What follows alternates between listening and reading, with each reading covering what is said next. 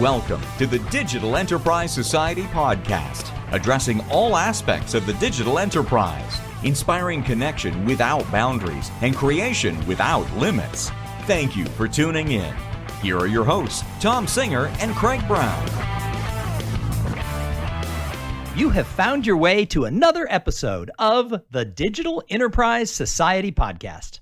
Thank you so much for being part of this show and for coming along on the journey that has been designed to be a resource for those who work in and around PLM. The Digital Enterprise Society, it is a forum for the exchange of ideas surrounding the tools, processes, and practices used across the product lifecycle. To learn more, visit digitalenterprisesociety.org. My name is Thom Singer, and I have the honor to co-host this show every single week with Craig Brown. Craig is an industry veteran and former PLM leader at General Motors. Hey, Craig, how are you today? I'm great, Tom. As usual, this time of year, we want to get a white Christmas, and by golly, we're going to get one, at least where I live. Well, that is good. We will not have a white Christmas in the middle of Texas, but okay. And by the time people hear this, Christmas might have been a thing of the past, but no, I think we're going to release this right before Christmas. This is our Christmas show. Oh, it's our, well, I hear the sleigh bells right now, Craig. So that's, I hear the sleigh bells going. So that's awesome. Well, every single week, Craig and I try to bring to this show interesting interviews and other ideas that are going to help all of you enhance and grow your careers. And today is going to be one of those shows. We have Barry Vince, and he's been on the show before. He is the founder of Two Road Professional Resources, and what he does is he owns and operates a staffing company that provides technical staffing support for high-tech companies. Hey, Barry, welcome back to the Digital Enterprise Society podcast. Well, thanks for having me on. I enjoy it. I didn't know this was the Christmas show, so did you want me to sing some Mariah Carey for you guys today? You know, I would prefer you didn't sing. There's just something that tells me that our listening audience, they don't want their ears to bleed. Very good. Well, I'm thankful for that. I think we're off to a good start. So, Barry, give us a little bit of a background and remind people who you are. Sure. Yeah. Barry Vince. I own a company called Two Roads Professional Resources. We've been around for 24 years. And, my background is I came out of old aerospace company, McDonnell Douglas, which turned into Boeing out here in Southern California. And they built a staffing company around the C-17 production long time ago, 35 years ago or so. And when Boeing bought McDonnell Douglas, we decided that would be a good time for us to spin off and start our own staffing company. And primarily we do a lot of work in the defense space, things that fly type sectors, a lot of software and so forth. But basically, we provide people, to high-tech companies across the country, both contract as well as direct. So, Barry, you and I met about a year and a half ago, I think, in Southern California, which probably doesn't get a white Christmas. But anyways, we were talking about how the Digital Enterprise Society was going to evolve and how the coaching side and the advice side to people looking for jobs, how we could proceed. And then the pandemic hit. and my goodness, have things changed. And so I thought it would be really cool to hear from you about the current market, the what's bad, what's good. There are some good things. And it's a Christmas show, so let's talk about that more than the bad. And furthermore, kind of start to launch into some of your advice as we go forward. So I'll give it back to you. The bad is kind of obvious, and the pandemic is raging, but vaccines are here. What else is the good news? Sure.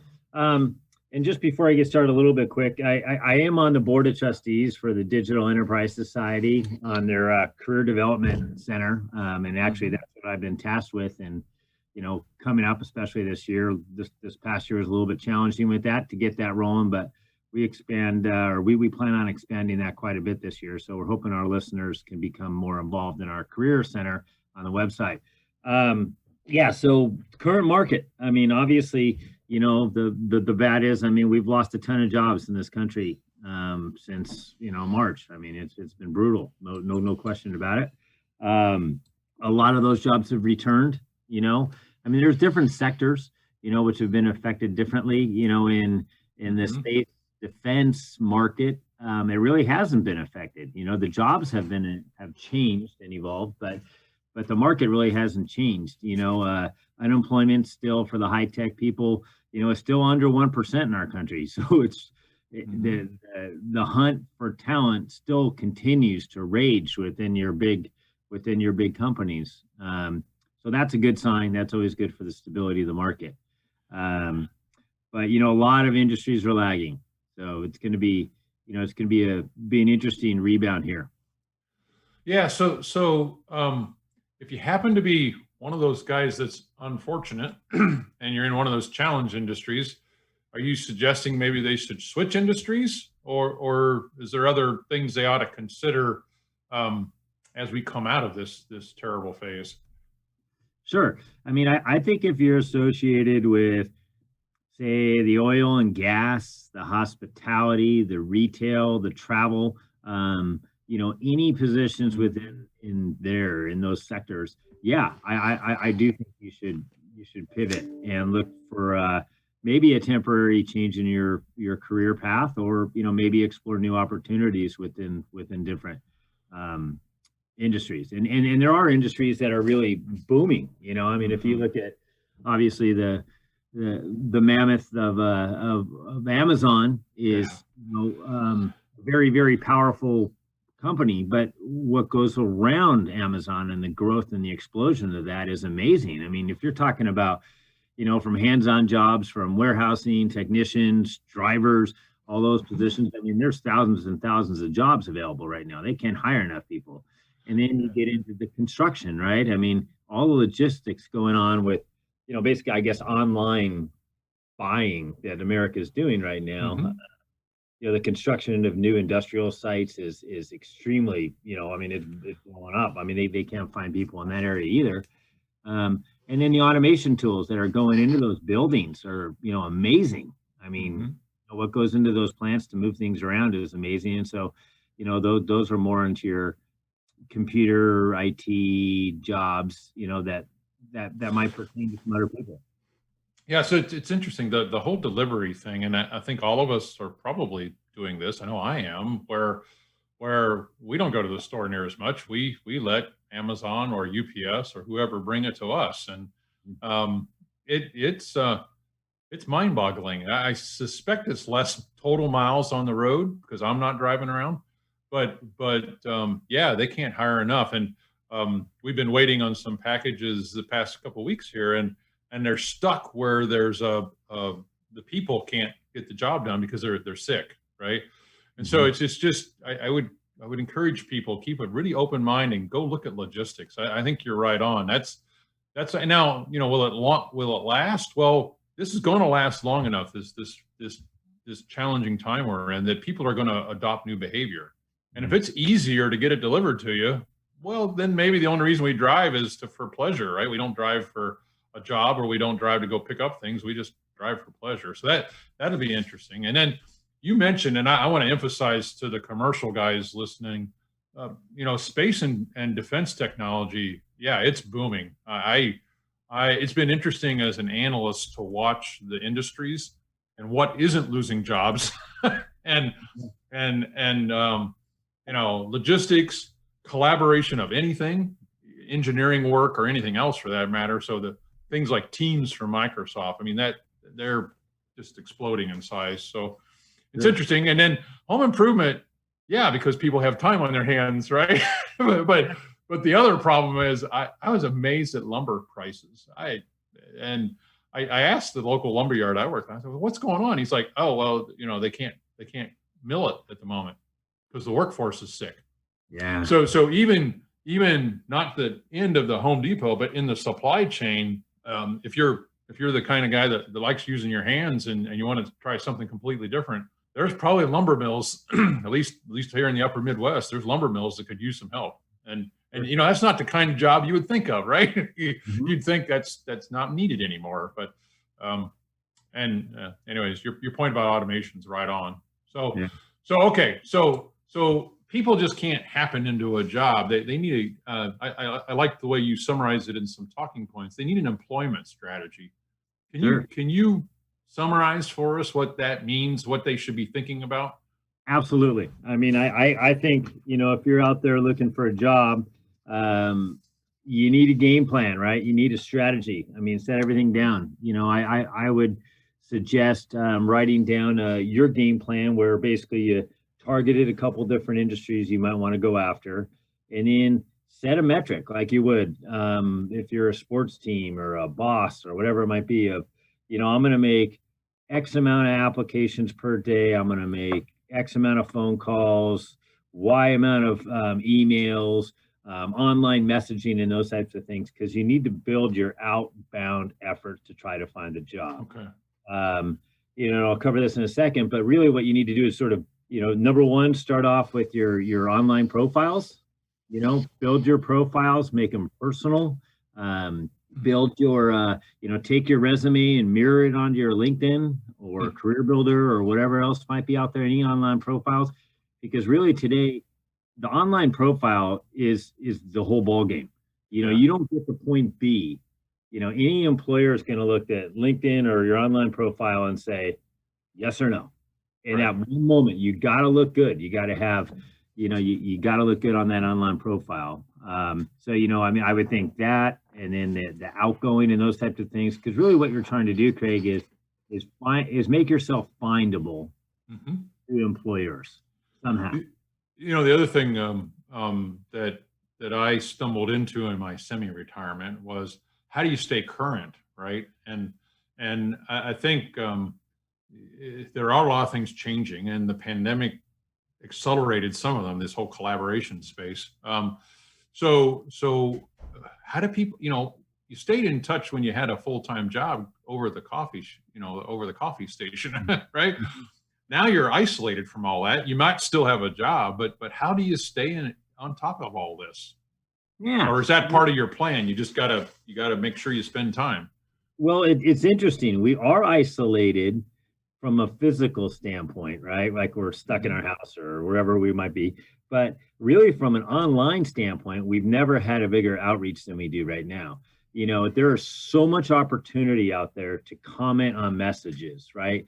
So like if I wanted to go into a certain field, let's just say it's, automation tools of logistics, I would find Amazon suppliers and this and that, and I would network with the key people within those companies and see their publications and comment on their articles, and get involved in that business. Whatever that business is that you might be wanting to go into or explore as a new opportunity, you need to jump in, because you can really open things up by comments and messaging and connections and build your network. I mean, it's a giant opportunity to network right now.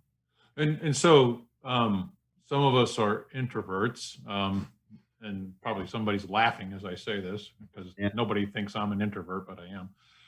Anyways, my point would be, there's probably a numbers game here too. What I mean by that is you got to have multiple angles, right? Not just one. Don't put all your eggs in one basket, as you used to say, but rather have a pretty broad network of interests, and you might be surprised what pops up, right? Absolutely, and it's really not something that I think you should try to fake it, right? Because if you're an introvert and you're an engineer, you're not an outgoing salesperson, right? We That's get true. but there are engineers. There are plenty of engineers who might be into drone building, or might be into robotics, or might be into different things, who are posting things on their online things.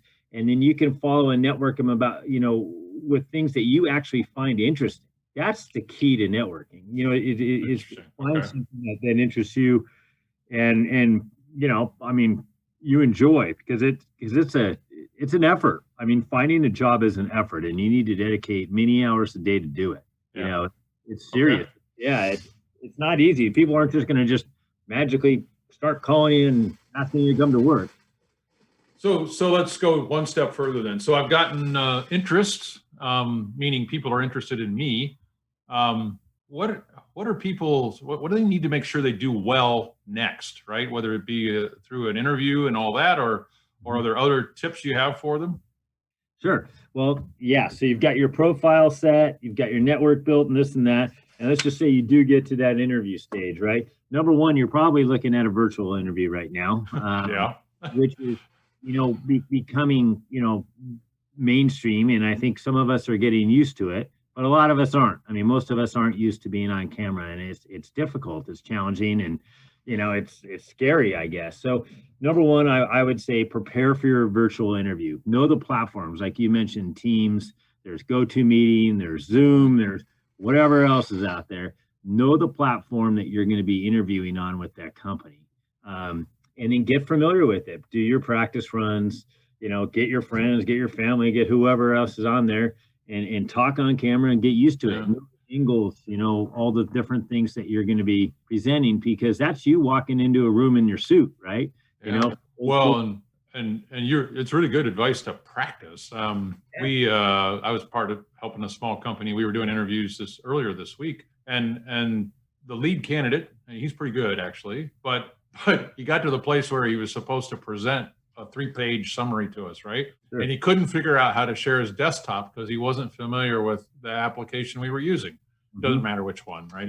Right. And they're all subtly different. That's part of the problem. But anyways, practice. I mean, find a friend and practice whatever the target application is, whether it's Zoom or GoToMeeting or Teams, and they're all subtly different the way they work when it comes to sharing, right? Sharing video as well as sharing presentation material. Absolutely. Okay. And make sure your connection's all set up right, because there's nothing worse than when you get those, the frozen things and you can't talk and that could really throw off your interview. You're trying to impress somebody and all of a sudden your confidence is gone and, it's like, oh my God, I don't even remember what I was talking about anymore, Well, being tenacious during an interview where you have a network interruption. I mean, we all have network interruptions. We've had them on this show where one of us goes south for a little bit or the whole audio quality goes south, and you just hang in there because it comes back. I mean, if it's due to the phone companies and the network companies, it's intermittent. It doesn't last for more than a few seconds. So, okay. So we've gotten to the interviews. We're playing the field. We're getting some interest. What else do we need to know? I mean, I think keeping a positive attitude in this time is really difficult. Do you have advice for folks and maybe some personal coaching? Sure. Yeah. I mean, number one, you're trying to make an impression on somebody, and the energy that you can bring through the camera during the interview is that's your job, right? That's what you're trying to do. And it's difficult, it's challenging, but I would come into the interview in a good frame of mind. Whether it's exercise or something that cleans your mind, whether it's meditation, yoga, whatever it is, but you got to come in fresh with energy and be ready to go and be able to project that. So, you've brought the energy to the interview, you've portrayed yourself well, and then take it into the follow-up. I mean, one of the biggest advantages that we have on these calendar invites for these meetings is that you get access to the people who are interviewing you. Like, instead of just an HR contact or a recruiter contact who might have scheduled that event, you can see who's on that interview. That's a really good piece of advice, because big corporations, we go out of their way to not give you that access, right? And now you have it, so send them an email, right? Totally, absolutely, yeah. You have access to that person, and then also, I guess I should reverse back to like originally when you got that calendar entry. The first thing I would do is I look up those people on LinkedIn, and I know I know all those people that I was going to be talking to that day. Because it's intimidating. Some companies are throwing panel interviews at you and this and that. But if you've got, the guy that went to Harvard, or the gal who, was an ultra runner, and the guy who's a swimmer that went to these schools and what their backgrounds are, you can sell to them basically based off, their own personalities. And then vice versa, like after the interview, you have their emails. So you can just basically, reach out respectfully, don't pussy or anything like that. That could go backwards on you, but a thank you letter, an old school thank you letter. Really appreciate the opportunity. If you have any questions, reach out to contact me, blah, blah, blah. But keep that personal connection with that hiring manager if you can, because it's a differentiator for sure. So then people just need to stay tenacious, right? They can't give up. What maybe set their expectations? What's the cycle like? Is it weeks or months, or it's all over the map? I mean, what happens from the time they find something that might be interesting to the interview to the actual job? Well, I mean, I think each company is different, but I mean, from my experiences, most companies are moving pretty fast. I mean, Okay. I think that they wouldn't be interviewing and going forth with the process if they're just passively looking right now. Because I don't think really anybody, I think a lot of companies are shorthanded and they don't really have the time to do that. So I think it's, and I think it's a very appropriate question to ask during an interview and throughout the process is, what is this time frame? You know, what does it look like? You know, I've got other opportunities. You know, how is this all going to shake out? You know, I would definitely find that out from the recruiter or manager or whoever it is. So Barry, do you practice some of these things to keep a positive mental attitude? And I have a memory when you and I were together a year and a half ago. We met at breakfast, I think, the last day, and you and I are roughly the same age. You had just run I don't know how many miles, but you clearly were excited, invigorated, and so on. And then our Courtney mentioned to me that you had recently completed a really long race. Is that right? I mean, tell us a bit about how you exercise and a bit about that race, or maybe it was just a competition. I don't know. Absolutely, yeah. So basically, what I've been doing is I trained and then I completed a 100-mile run race, an ultra run. Continuous? And continuous. How long was that? 100 miles? I mean, that must be like 20 hours or 16 hours? I can barely run to my refrigerator. Well, you could make it, Tom. But yeah, so it was a goal of mine, and I'll be doing more of them. But I've been training through like 50 Ks and 100 Ks to get up to the 100-mile mark. And I run a lot up in the mountains and in the deserts. And I find that it brings me, you know, I'm taking on new challenges that I've never thought I could do before, and that pushed me to, you know, boundaries that I don't even know that I have. And I think that COVID, especially, I mean, I know some similar-minded people to myself who have used this time to explore new boundaries and new goals in life that are non-work related, because I think that this has been an extremely trying and challenging time for all of us. Whether it's you might have the job and you might have money, or you might be broke and might have nothing. But the bottom line is we're all stressed in different ways. I mean, we had a presidential election that put stress on people. We had COVID, which put stress on people. A lot of people who have kids and, you know, that are at home from school, which puts a tremendous amount of stress on people. Or one of the two people in the family aren't working, or you're not working. I mean, my gosh, we've had a lot thrown at us since March. And for me, I think it's the time to explore other things. I mean, we can only work so hard. We can only think so much about work and money and this and that. And for a way to get out of your head and clear yourself, and to me has been invaluable to be able to run a business. So I am curious, 100 miles continuously, how long does that take? I mean, it would take me days. It would.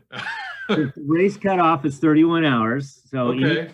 Anything under that, I would have been happy with. But you get a big buckle, like a really cool buckle that I'll show you guys next time I'm on. That if you do it under 24 hours, so that's sort of like the gold standard. And I did it under 24 hours. So I was pretty stoked.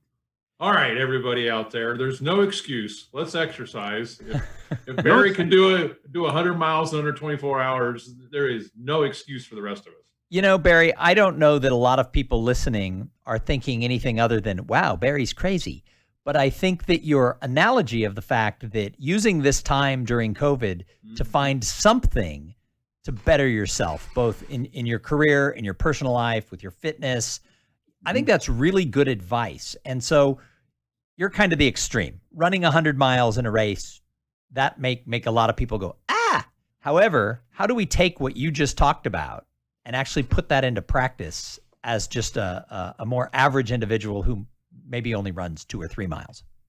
Sure. I'd put it in your employment strategy file, right? If you have your daily planner, whatever it is, I'm looking for a job, I'm doing this, and this.